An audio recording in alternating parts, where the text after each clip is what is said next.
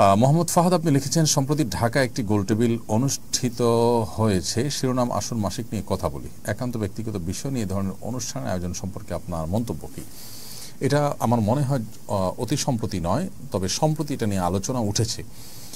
তবে এ ধরনের অনুষ্ঠান প্রায় হয়ে থাকে আমাদের দেশের শিক্ষা প্রতিষ্ঠানগুলোতে সচেতনতার নাম দিয়ে মাসিক এবং এ জাতীয় বিষয়গুলোকে নিয়ে খোলামেলা আলাপ আলোচনা করার জন্য একটা শ্রেণী মানুষ আমাদের সাধারণ কিশোর কিশোরীদেরকে এবং শিক্ষার্থীদেরকে উদ্বুদ্ধ করছে।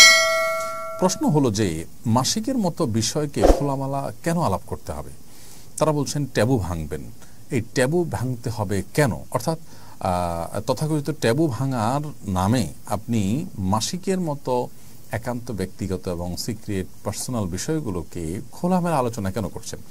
আমরা অনেকে হয়তো জানি না যে এই চক্র বিদেশি এনজিও এবং তাদের মদতদাতা, তাদের এদেশি এজেন্ট যারা আছে, তারা এই মাসিক নিয়ে আপনার আলাপসালাপ, প্যাড নিয়ে আলাপসালাপ, এই জাতীয় বিষয় নিয়ে আলাপসালাপ তারা স্কুলে খুল্লম খোলা করার জন্য তারা ক্যাম্পেইন করছে। এবং রীতিমতো আমাদের অনেকের কাছে এটা বেশ মানে গা সওয়া নয়, শুধুমাত্র অনেকে এটাকে অ্যাপ্রিসিয়েট করছি। আমরা মনে করছি যে কাজটা হয়তো ভালো।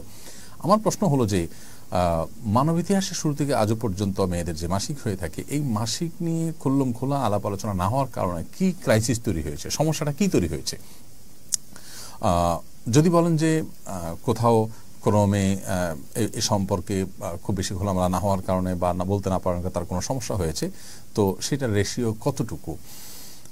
আর এখন এটা নিয়ে খোলামেলা আলোচনা করার যে ফলশ্রুতি সেটা কি, সেটা দিনের আলোর মতো পরিষ্কার এবং কারোর সেটা বোধহয় আর বলে বোঝানোর অপেক্ষা রাখে না।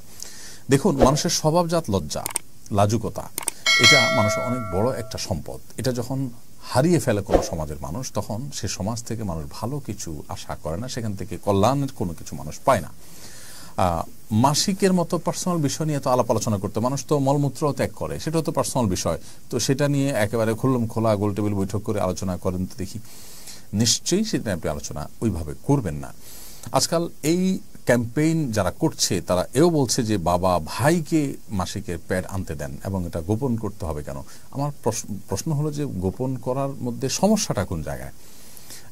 আমাদের সমাজে এই মানে যুগ যুগ ধরে যে চলে আসছে এই বিষয়ে মানুষের স্বভাবজাত লাজুকতা, আর এটা তো লাজুকতার বিষয়, এটা এমন এক বিষয় যে এটা আসলে খোলামেলা আলোচনার বিষয় না।